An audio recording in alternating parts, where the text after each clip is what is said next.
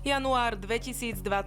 Družstvo v Miloslavove nedaleko Bratislavy. Partia školákov vtedy opila a zbila len 11-ročné dievča. Celý útok si pritom natáčali a zábery šírili na internete.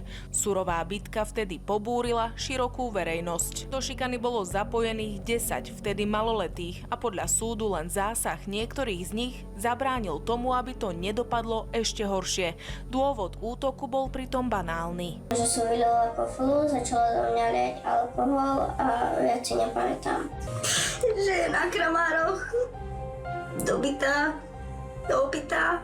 Dnes, po 4 rokoch, je prípad definitívne uzavretý. Hlavná aktérka Ela si vypočula verdikt. Dostala teda trest odňatia slobody vo výmere 12 mesiacov s podmienečným odkladom na skúšobnú dobu 24 mesiacov. Musí plniť všetky obmedzenia a viesť vzorný život, aký teraz aj vedie. Okrem toho sa musí obeti verejne ospravedlniť a zaplatiť odškodné 25 000 eur. Obeť incidentu vtedy utrpela viaceré zranenia, najmä pomliaždeniny a podliatiny. S následkami útoku sa vyrovnávala len veľmi ťažko.